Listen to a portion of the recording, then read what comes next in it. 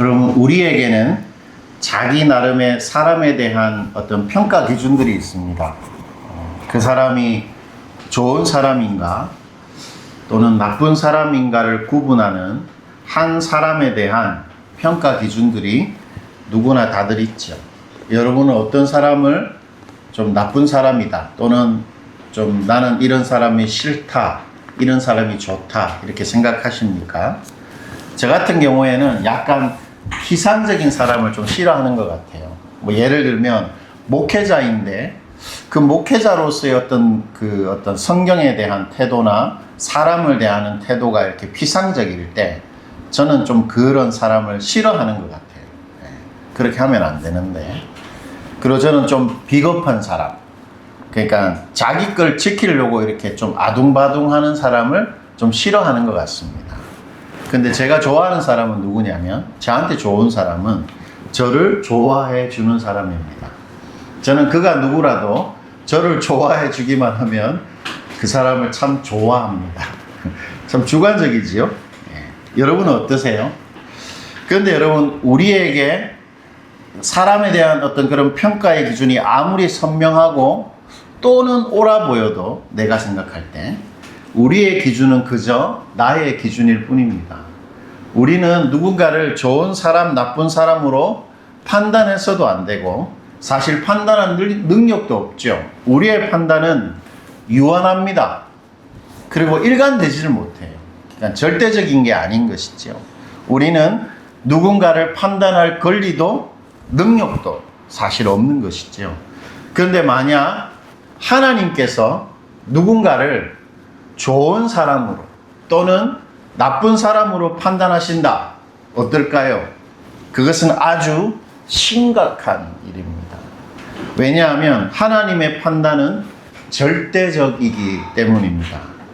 즉 하나님의 판단은 언제나 정확합니다. 그리고 하나님의 판단은 언제나 영원한 것입니다. 왜냐하면 하나님의 판단은 언제나 은밀한 모든 것을 다 아시는 판단이기 때문입니다. 그리고 하나님의 판단은 그 사람의 또는 그 사건의 처음과 끝을 전부 다 아시는 판단이기 때문에 하나님의 판단은 정확하고 영원한 것입니다. 그래서 하나님이 만약에 누군가를 나쁜 사람이다 이렇게 판단하신다면 그 사람은 영원히 나쁜 사람입니다. 영원히 나쁜 사람은 이게 죽어서 어디로 가 있을까요? 성경은 지옥에 가 있는다 이렇게 분명히 말하지. 그렇다면 여러분, 하나님이 좋아하는 사람이 누굴까요? 하나님을 좋아하는 사람. 맞습니다. 예, 틀림없죠. 저같이 하나님도 하나님을 좋아하는 사람을 정말로 좋아하십니다. 근데 하나님을 좋아한다는 것은 실제로 뭘 어떻게 하는 것일까요? 그것은 하나님을 의지하는 것입니다. 여러분, 하나님은 당신을 전적으로 의지하는 사람을 얼마나 좋아하시는지 그런 사람은 반드시 어떻게 하십니까?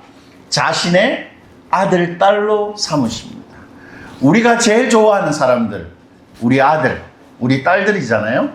하나님은 당신을 의지하는 사람을 당신의 자녀로 삼으실 만큼 정말로 좋아하시는 것입니다. 그렇기 때문에 좋은 사람은 어떤 사람일까요? 이 세상에서 하나님을 의지하는 사람입니다. 하나님을 의지하는 사람이 좋은 사람입니다. 열왕기하 18장 5절이 그것을 이렇게 잘 말해주는데 우리 이 구절 한번 읽어보도록 할게요. 히스기야가 이스라엘 하나님 여호와를 의지하였는데 그의 전후 유다 여러 왕 중에 그러한 자가 없었으니. 여러분, 뒤에 보니까 그의 전후 유다의 여러 왕 중에 그런 사람이 없었다 이렇게 표현하잖아요. 이것은 성경이 사람에게 보내는 최고의 찬사입니다. 즉 하나님이 이 말씀을 통해서 히스기야를 우리한테 자랑하는 거예요. 이렇게 하는 것입니다. 내가 볼 때, 하나님이 볼 때 히스기야가 제일이다. 정말로 나한테 좋은 사람이다. 히스기야야말로 인생을 정말 잘 산 사람이다. 히스기야가 내가 생각할 때 이스라엘의 최고의 왕이다 하나님께서 그렇게 자랑하시는 것입니다. 그렇다면 히스기야가 뭘 어떻게 했길래 하나님이 그렇게 자랑할까요? 그것은 히스기야가 하나님을 어찌했기 때문입니까? 의지했기 때문입니다. 즉 우리가 좋은 사람이 되는 길, 우리 인생이 참 잘 산 후회 없는 인생이 되는 길은 우리가 하나님을 의지하는 것입니다. 우리는 몸이 아픈 사람일 수도 있습니다. 또 원치 않는 사건을 경험한 사람일 수도 있지요. 그리고 가난한 사람일 수도 있습니다. 그리고 원하는 대로 일이 잘 안 풀리고 내가 원하는 게 안 이루어지는 그런 사람일 수도 있지만 우리가 지금 하나님 의지하고 있다면 지금 잘 살고 있는 것이고 그리고 무엇보다 우리는 좋은 사람인 것입니다. 하나님을 의지하는 사람이 좋은 사람이죠. 그런데 오늘 중요한 질문은 하나님이 좋아하는 사람이 있다면 사탄도 좋아하는 사람이 있지 않겠는가 하는 것입니다. 여러분, 사탄은 누구를 좋아할까요? 당연히 사탄은 하나님을 의지하지 않는 사람을 제일 좋아하겠죠. 즉 하나님을 전혀 의지하지 않고 스스로가 하나님이 되어서 자신의 옳고 그름대로 자신의 힘과 자신이 할 수 있는 대로 사는 사람, 그 사람을 사탄은 틀림없이 좋아할 것입니다. 왜냐하면 그런 사람하고 사탄이 꼭 닮았기 때문이지요. 그렇다면 여러분, 자신이 하나님인 것처럼 사는 사람, 사탄이 보면 너무도 반가워하는 그런 사람, 그런 사람을 대번에 알 수 있는 행동의 특징이 있거든요. 그게 뭔 줄 아세요? 그 행동을 보면 아, 이 사람 사탄이 참 좋아할 만한 사람이구나를 알 수 있는 사람의 행동이 있습니다. 그게 뭡니까 여러분? 화를 내는 것입니다. 쉽게, 자주, 버럭 분노하는 것입니다. 그거 보면 아, 이 사람 사탄이 참 좋아할 만한 사람이구나 하는 생각을 해도 틀리지 않는 것입니다. 제가 이 사실을 조금만 일찍 알았더라도 화를 많이 내지 않고 살았을 텐데 너무 늦게 이 진리를 아는 바람에 화를 참 많이 내고 살았는데요. 여러분, 화와 분노는 그 자신이 마치 하나님처럼 되려는 가장 열정적이고 가장 적극적인 행동입니다.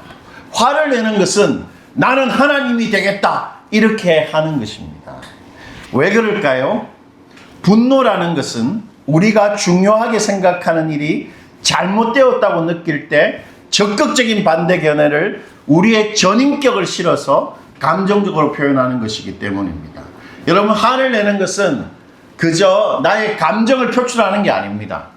나의 온 몸, 나의 전 존재가 화를 낼 때 사용합니다. 어떻게 하죠? 표정이 어떻게 됩니까? 평온하지가 않아요. 화를 내면 이그러집니다. 그리고 화를 낼 때 우리의 말이 내용이 어떻습니까? 거치고 그리고 뭔가 어떻죠? 가격한 표현들을 하게 되죠. 그리고 동작이 큽니다. 저는 화를 낼 때 바닥을 이렇게 손바닥으로 이렇게 뭔가를 때립니다. 이렇게 쾅. 온 몸을 사용하는 것이죠. 그러니까 나에게 중요한 것이 잘못되었을 때 그것을 바로잡고 싶은 나의 존재론적인 에너지, 그것이 바로 분노입니다. 때문에 분노에는 본질상 어떤 게 있을까요? 판단하는 성질이 반드시 있는 것입니다. 화를 낼 때마다 나는 무언가를 판단하는 거예요. 분노할 때마다 나는 나의 옳고 그름의 가치 판단을 표현하는 것입니다. 그러므로 분노와 화는 나의 전 존재를 사용해서 무엇이 옳고 그른가를 표현하는 방식이에요. 그런데 문제가 있죠. 뭐가 문제입니까? 나에게 화를 유발하는 그 옳고 그름이 언제나 누구의 옳고 그름이지요? 나만의 옳고 그름이기 때문입니다. 때문에 화와 분노는 내가 하나님이 되려는 가장 전형적인 대표적인 행동입니다. 나의 옳고 그름으로 그 사람을 또는 그 상황을 판단합니다. 그리고 평가하고 정죄하는 것이지요.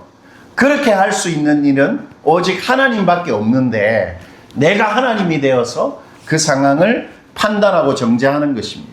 때문에 화를 내는 것이야말로 언제나 어떤 결과를 초래하겠습니까? 사탄적인 결과를 초래하는 것입니다. 분노와 화야말로 사탄이 가장 반가워하고 제일 기뻐하는 사람의 행동입니다. 왜냐하면 그때 그 사람은 스스로가 마치 하나님이 되기 때문이지요. 여러분, 창세기의 에덴 동산에서 아담과 하와를 사탄이 어떻게 만들었습니까? 하나님이 되게 만들었죠. 자신의 선악으로 살 수 있는. 이 화야말로 스스로가 하나님이 되려는 가장 대표적인 행동입니다. 그래서 위대한 설교자 중 한 명인 크리소스톰이 이렇게 말했습니다. 분노는 사탄의 화로이다. 이게 무슨 말이에요? 우리가 화를 낼 때마다 어떻게 하냐면 사탄의 화로를 집어 던지는 거예요. 그러면 어떻게 되죠? 주변 사람들이 그것에 대입니다. 그리고 우리 또한 그 불 때문에 화상을 입게 되는 것이죠. 분노와 화는 언제나 거칠고 악한 말, 나의 통제력을 상실하게 만들고 관계를 서서히 파괴하는 존재의 종양과도 같은 것입니다.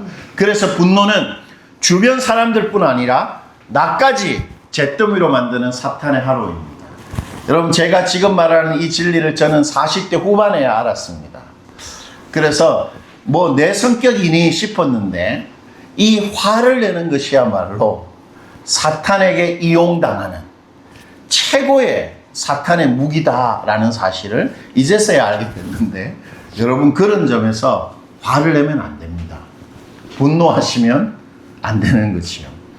이처럼 사탄이 좋아하는 사탄에 물든 악인들은 화를 잘 냅니다. 즉 언제나 자신이 중심이 되어서 모든 것을 자신이 평가하고 판단하는 것이지요. 그리고 여러분, 우리는 우리 삶의 현장에서 이러한 자기 중심성으로 똘똘 뭉친 악인들을 만날 때가 많이 있습니다. 자기밖에 모르는 사람 만납니다. 그렇죠? 그리고 자신의 중심성으로 나를 무시하고 나를 함부로 대하는 사람, 그리고 자신의 욕구, 이익 때문에 나를 이용합니다. 그리고 필요에 따라서 나를 쉽게 배제시킵니다. 그리고 나에게 유무형의 감정적으로 아니면 실제적인 피해를 입히는 사람들, 우리 주변에 악인들이 많이 있죠. 사탄은 이런 사람들의 자기중심성을 이용해서 나의 마음을 상하게 합니다. 그리고 나의 삶을 공격합니다. 사탄은 악인들을 통해, 그 악한 행동을 통해 나의 삶, 나의 인생을 망치려고 하는 것이지요. 그런 점에서 악인이야말로 사탄의 주 무기입니다. 사탄은 악인들을 통해서 자신이 하고 싶은 악한 일들을 우리 존재와 우리 삶에 행하는 것이지요. 오늘 본문 1절과 2절에 그것이 이렇게 잘 기록되어 있는데 여러분 한번 읽어보실까요? 본문 1절과 2절입니다.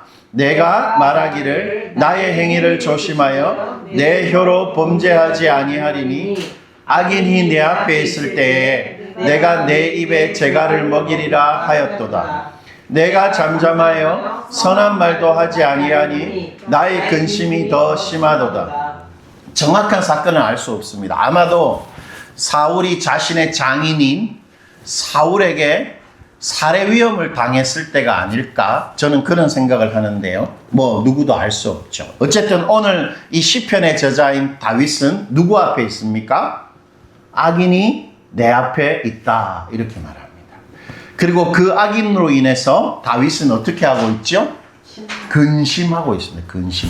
이 근심이라는 표현은 고통스럽다, 슬픔에 잠기다, 이런 뜻입니다.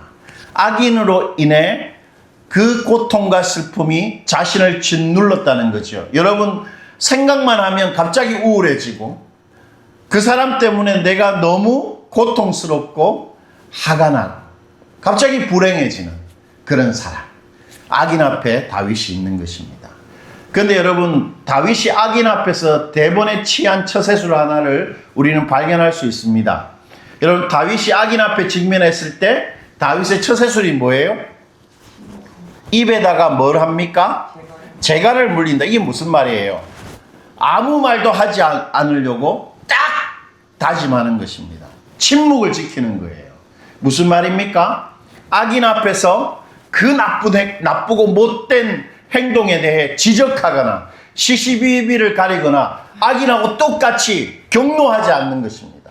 심지어 여러분 좀 우리 주변에 호인이라고 불릴 만한 사람들 있잖아요. 그래서 뭔가 악한 행동을 누가 해도 어떻게 합니까?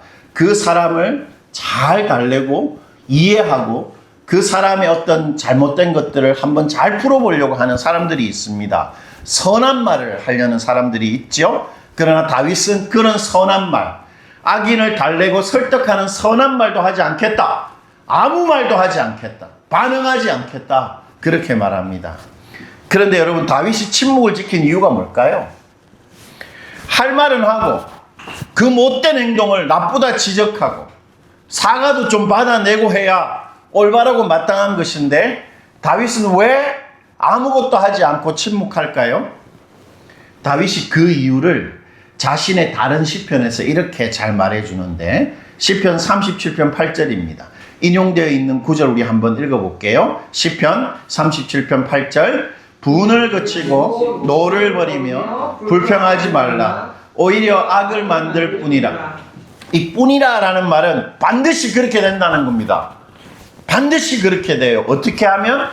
악한 일을 맞서며 또 다른 악을 반드시 만들어낸다는 것입니다. 바로 악한 일, 사탄의 결과를 만들어낸다는 거지요. 왜 그럴까요? 왜 악한 사람 앞에 맞서면 무언가 말하면 또 다른 악을 만들어낼까요? 왜냐하면 여러분 참 중요한 것인데 악인의 행동은 그저 그 사람의 행동이 아니라 언제나 사탄에게 물든 행동입니다. 사탄이 그 배후에 있는 행동이에요. 물론 그 사람이 사탄이다 이렇게 말하는 게 아닙니다. 어떤 사람이 악한 행동을 할 때는 반드시 그 행동에 사탄의 힘이 배어 있는 것입니다. 여러분 때문에 우리는 악인하고 맞서면 우리가 당해낼 수 없는 힘하고 맞서게 되는 것이에요. 사탄의 속임수에 우리가 휘둘리게 되고 우리가 악인을 대항하는 그 행동이 오히려 사탄에게 물든 악한 행동이 될 때가 거의 대부분이다. 반드시 그렇게 된다. 다윗이 그렇게 말하고 있는 것입니다. 때문에 악인들, 상식적이지 않은 사람들 있잖아요. 자기밖에 모르는 그런 나에게 피해를 주는 악인 앞에서 우리가 선택해야 될 최고의 처세술은 가만히 있는 것입니다. 어렵습니다. 저는 기적 같은 일일 수도 있습니다. 저는 운전하다가 악인을 만나면 가만히 있을 수 있을까? 이거 저한테는 너무 어려운 숙제입니다. 그런데 성경은 우리에게 말합니다. 악인을 만날 때 제일 중요한 행동 방침, 가만히 있는 것이다. 그러면 어떻게 될까요? 우리 속에 뭐가 납니까? 천불이 납니다. 악인 앞에 가만히 있으면 주체할 수 없는 울분, 억울함이 솟아납니다. 그러나 그때에도 아무 말도 하지 말아야 됩니다. 왜요? 그 사람의 악한 행동은 그 사람의 행동일 뿐만 아니라 누구의 행동이기 때문입니까? 사탄이 배후에 있는 행동이기 때문입니다. 그래서 우리는 그 사탄의 속임수에 속으면 안 되는 거죠. 이거 사탄의 속임수다. 그런 생각을 딱 할 수 있어야 합니다. 여러분, 그런데 이러한 다윗의 침묵은 참 훌륭하고 신적인 지혜에서 기인한 것이지만 그러나 그것은 한계가 있었습니다. 마치 여러분 하나님의 율법이 하나님이 주신 좋은 것이고 선한 것이지만 우리의 재성으로 인해 우리를 구원하는데 아무런 도움이 안 되는 것처럼 말입니다. 여러분, 우리가 10계명은 이 하나님의 율법이지만 그 10가지 계명을 잘 지키면 어떻게 됩니까? 100% 지키면 천국 가지요. 그러나 그 10가지를 지킬 수 있는 사람은 한 명도 없습니다. 그러므로 하나님의 율법은 우리를 구원하지 못하는 것이죠. 침묵도 마찬가지입니다. 침묵도 우리 속에 죄성과 연약함 때문에 우리에게 큰 도움이 되지 않는 것이죠. 3절이 그것을 이렇게 잘 말해주는데 한번 읽어보죠. 내 마음이 내 속에서 뜨거워서 작은 소리로 읊조릴 때에 불이 붙으니 나의 혀로 말하기를. 불이 붙었다 그렇게 말합니다. 침묵했더니 내 속에서 천불이 났다. 여러분, 우리가 어떤 뜨거운 것을 만지면 어떻게 됩니까? 계속 그걸 뜨거운 걸 이렇게 만지고 있을 수가 없어요. 내 속에서 불이 났다. 우리는 절대로 참을 수가 없는 것입니다. 그리고 뜨겁다 표현하잖아요. 내 속이 뜨겁다. 이 말은 자신의 친족이 살해당하거나 치명적인 피해를 입었을 때 느끼는 그런 감정입니다. 제가 깜짝 놀란 적이 있는데 제 스스로에게. 저는 겁이 참 많은 사람이에요. 그래서 막 이렇게 조직폭력배 같은 사람들이 있으면 싹 피해갑니다. 근데 한 번은 제가 조폭들하고 딱 멱살을 잡은 적이 있어요. 아무 겁 없이. 언제였냐면 그 조폭이 저의 아버지를 위협할 때였습니다.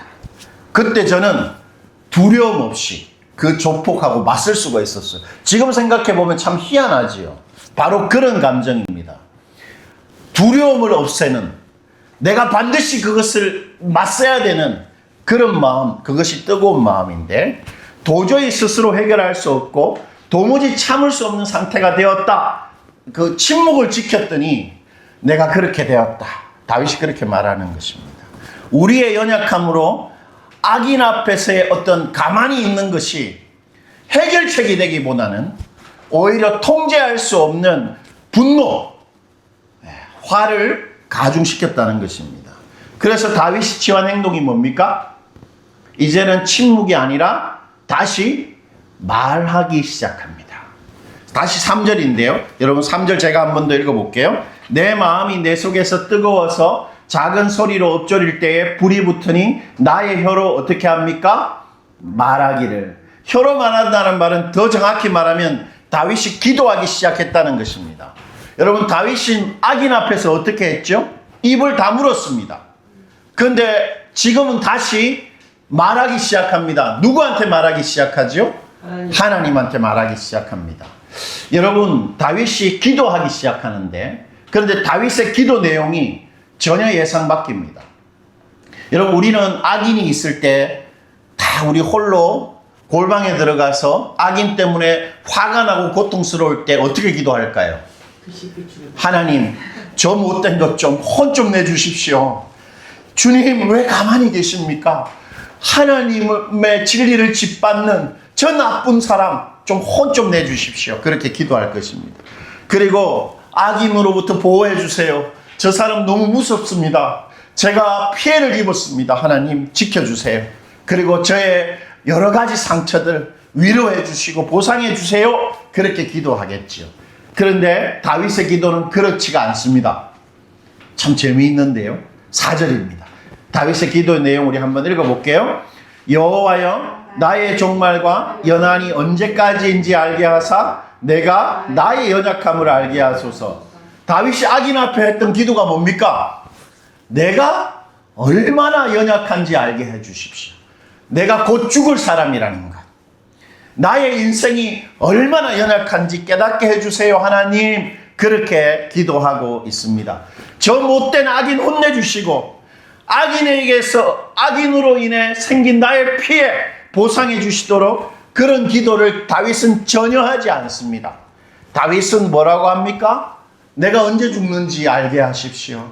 내가 얼마나 연약한 인생인지 알게 해 주십시오. 그렇게 기도합니다. 다윗은 악인 앞에서 가장 절실하고 중요한 것이 뭐라고 생각했습니까? 자신의 유한하고 헛된 실상을 깨닫는 것임을 알았던 것입니다. 여러분 그런데 이상하잖아요. 이런 기도가 악인의 악행 앞에서 무슨 도움이 됩니까? 나의 유한함을 알게 해주는 것하고 악인의 어떤 행동으로 인해 생긴 그 나쁜 고통이 무슨 상관이 있을까요? 그것은 자신에게 마지막이 있다는 사실, 즉 자신이 유한하고 더덥다라는 것을 인식할 때 뭐를 또 알 수 있기 때문입니까?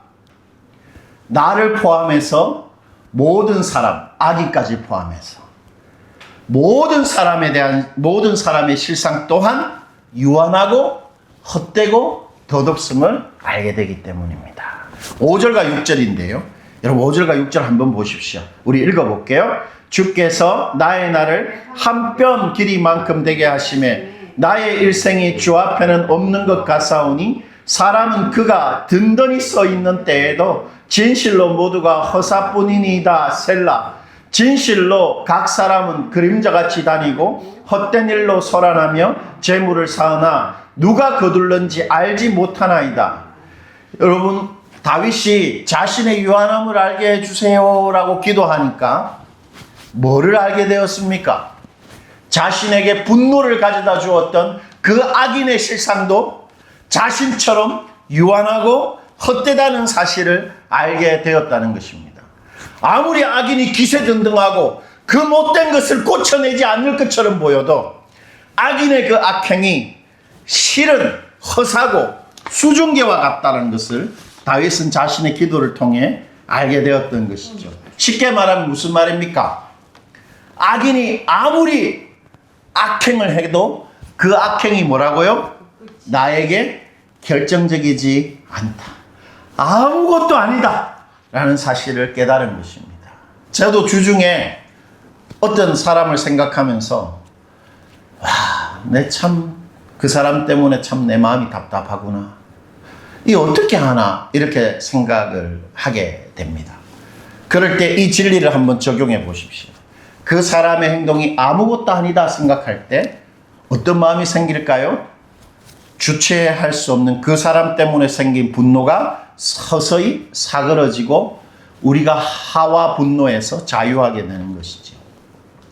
그것을 잘 보여주는 유명한 무협지 소설이 있는데 그 제목이 기억이 안 나요, 제가. 그 무협지 여러분 잘 안 읽어보셨죠? 절대 아니에요. 무협지의 주 단골 메뉴가 뭡니까? 복수입니다. 제가 하려는 이야기도 복수인데 그 무협지의 주인공은 그 부모님을 무참히 죽인 원수에게 복수하기 위해서 수십 년간 산속에 들어가서 칼던지기를 연마합니다. 칼던지기. 근데 칼던지를 연습하고 있을 때 이 문둥병이 걸린 거예요. 이 주인공이. 여러분 문둥병이 걸리면 어떻게 되죠? 예, 손마디가 다 떨어져 나갑니다. 그리고 여기 감각이 없어지죠. 그러자 포기하지 않고 어떻게 했냐면 젓가락을 빼쪽하게 갈아가지고 이 마디 사이에 끼웁니다. 왜냐하면 감각이 없으니까. 그래서 던지는 거예요. 그래서 주인공은 자신의 실력이 경지에 사람을 죽일 수 있을 정도 젓가락으로 경지에 오른 것을 확인하자마자 산에서 내려옵니다. 그래서 원수가 살고 있다는 그 바닷가로 찾아가요. 그런데 자신의 그 원한 속에서 단 하루도 잊지 않고 살았던 문둥병이 걸렸어도 자신을 살아가게 했던 그 원한의 대상이 가보니까 노인이에요. 그것도 병든 노인입니다. 일어설 수도 없는 누워있는 병든 노인인 것을 발견하게 됩니다. 그러자 이 주인공이 어떻게 하냐면 그걸 보고 눈물을 흘리면서 허무한 웃음을 짓고는 그냥 홀가분하게 돌았습니다. 자신을 평생 분노와 고통 속에서 살게 했던 그 원한의 실상이 얼마나 초라하고 아무것도 아닌지 알게 되자 어떻게 했죠? 그 분노가 눈 녹듯 사라졌던 것입니다. 여러분 똑같은 진리입니다. 악인이 얼마나 아무것도 아닌지를 알게 되면 우리는 그 악인 때문에 생기는 분노에서 자유할 수 있게 되는 것입니다.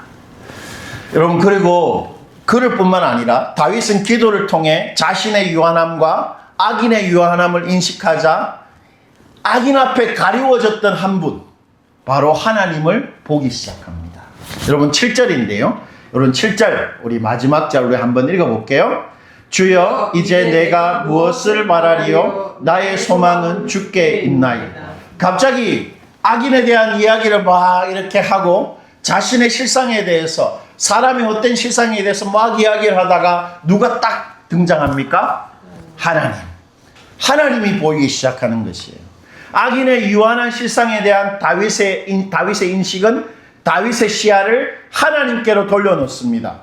악인 앞에서 분노와 고통 중에는 생각조차 할 수 없었던 하나님, 그 하나님의 가치와 진가와 그 하나님의 실력을 비로소 발견하고 체감하게 되는 것입니다. 뭘 알게 된 것입니까? 나의 삶이, 나의 행불행이 악인에게 달린 것이 아니고 오직 하나님에게만 달려 있다라는 사실을 알게 되는 것이죠. 사람의 유한함을 인식하자, 악인이 얼마나 아무것도 아닌지를 인식하자 비로소 무한하고 헛되지 않은 하나님, 진정한 실력을 가지신 하나님 찾을 수 있게 된 것입니다. 창세기 4장 26절이 그것을 이렇게 잘 말해주는데, 우리 마지막으로 이 구절 읽고 마무리를 한번 해봅시다. 우리 창세기 4장 26절입니다. 셋도 아들을 낳고 그 이름을 에노스라 하였으니 그때의 사람들이 비로소 여호와의 이름을 불렀더라. 여러분, 비로소 여호와의 이름을 불렀다는 말이 뭐죠? 아담의 자손들이 수백 년 동안 하나님을 찾지 않다가 갑자기 에노스가 태어나자 어떻게 했다고요? 하나님을 찾고 의지하기 시작했다는 것입니다. 에노스가 태어난 게 무슨 일이길래 그랬을까요? 여러분, 에노스라는 말의 이름은 죽을 수밖에 없는 유한한 존재라는 것입니다. 여러분, 자식의 이름을 어떻게 짓습니까? 좋게 짓지요. 근데 자기 자신의 이름을 죽을 수밖에 없는 녀석이라고 지었다는 거예요. 왜 그렇게 지었을까요? 죽음이라는 것이 이 에노스의 아버지한테 각인되었기 때문입니다. 에노스의 아버지는 아담의 셋째 아들입니다. 이 아담의 셋째 아들 셋이 뭘 봤습니까? 자신의 큰형이 자신의 둘째 형을 죽이는 것. 가인이 아벨을 죽이는 걸 봤던 거예요. 아, 사람이 죽는구나. 사람은 유한한구나. 사람이 끝이 있구나라는 것을 셋은 각인되었던 것입니다, 머리에. 그러니까 자신의 아들을 낳았을 때 에노스, 죽을 수밖에 없는 자다, 이렇게 이름을 지었던 것이지요. 바로 이것입니다. 사람들이 인간이 죽는다는 유한한 실상을 직시하자 뭘 찾게 됩니까? 무한하신 분을 찾게 되었다라는 것이죠. 제가 이 중동부 사역할 때 경험한 것인데, 제가 처음으로 목회를 시작하면서 전도사 때 중동부를 맡게 됐어요. 그래서 얼마나 제가 잘하고 싶었겠습니까? 그런데 여러분, 오래된 교회일수록 그 교사들이 오래 하면 뭐가 형성됩니까? 꼴죠. 예, 뭐 카르텔이라고 해야 될까요? 자기 나름의 어떤 무리가 형성되잖아요. 터줏대가. 그래서 이 교사들은 자기 교육 방식이 있고 자신들이 원하는 수련회, 자신들이 원하는 강사가 따로 있는 거예요. 담당 교육자가 있는데도 불구하고. 그래서 저는 그때는 뭣도 모르고 아주 혈기왕성한 때라서 다 뜯어고치겠다 생각했습니다. 그래서 수련회는 이전에 교사 선생님들이 했던 대로 하지 않고 제 방식대로 할 거라고 하니까 그 교사들이 하나같이 뭐라고 한 줄 아세요? 그러면 저희는 목사님하고 더 이상 사역을 같이 할 수 없습니다. 그렇게 말하는 거예요. 센 말이잖아요. 그래서 저는 그 말을 듣고 기도했습니다. 그래서 하나님한테 고발했죠. 저런 사람들이 그리스도인입니까, 하나님? 싹 다 제가 잘라버리겠습니다. 저 못된 사람들 혼내주십시오라고 막 울면서 기도했어요. 그러다가 저의 기도가 어디까지 갔냐면, 아이고, 하나님, 제가 사역 잘하면 뭐 하겠습니까? 저 사역 잘하고 싶지 않습니다. 주님, 저는 아무것도 못하겠습니다라고 저의 유한함을 인식하자마자 갑자기 하나님이 보이기 시작하면서 저의 입에서 터져나온 기도는 하나님 도와주세요. 하나님 살려주세요. 였습니다. 네, 그런 것입니다. 우리의 유한함을 인식하면 하나님이 보이기 시작하는 것이죠. 악인 앞에서 우리가 하나님의 전능한 손길을 붙들고 의지하는 방법은 그 악인과 더불어 나와 내 실상이 얼마나 유한하고 아무런 소망이 없는지를 딱 붙드는 것입니다. 그래야 하나님이 보입니다. 그래야 하나님을 의지할 수 있게 시작하는 것이고, 하나님을 의지할 때야 어떤 악인의 악행과 어떤 사탄의 힘과 계략이라도 우리는 맞서서 이길 수 있는 것입니다. 왜냐하면 하나님은 어떤 악인과 어떤 사탄의 힘도 넉넉히 이기는 만군의 주 여호와 우리 하나님이시기 때문입니다. 말씀을 맺겠습니다. 여러분, 우리는 매일 악인을 반드시 만나게 될 것입니다. 그 악인을 통해 사탄은 우리를 공격할 것입니다. 그때 우리 어떻게 해야 됩니까? 말하지 말아야 됩니다. 그리고 누구한테 말해야 되지요? 하나님한테 말해야 합니다. 첫째, 악인이 아무것도 아니라는 사실 하나님한테 말해야 합니다. 그리고 둘째, 하나님 도와주세요. 주님밖에 저의 소망이 없습니다. 하나님, 내 인생이 저 악인에게 달려있지 않고 하나님께 달려있습니다. 그렇게 기도해야 하는 것입니다. 여러분, 그렇게 우리 악인 앞에서 살아가십시다. 먹구름 위에, 여러분, 우리 제주도 올 때 비행기 타면 비가 막 내렸는데 구름 위에 올라가니까 어땠습니까? 그 태양이 찬란하게 비추고 있었지요. 어떤 악인으로 인해 생긴 먹구름 위에도 하나님은 살아계십니다. 우리와 반드시 함께 하시는 것이에요. 그래서 우리 악인 앞에서 악인의 행동이 아무것도 아니다는 사실을 정말 믿고 오직 하나님께 내 존재와 내 인생이 달려있음을 의지해서 악인 앞에서 당당히 살아가는 그런 여러분 되시기를 축원드립니다.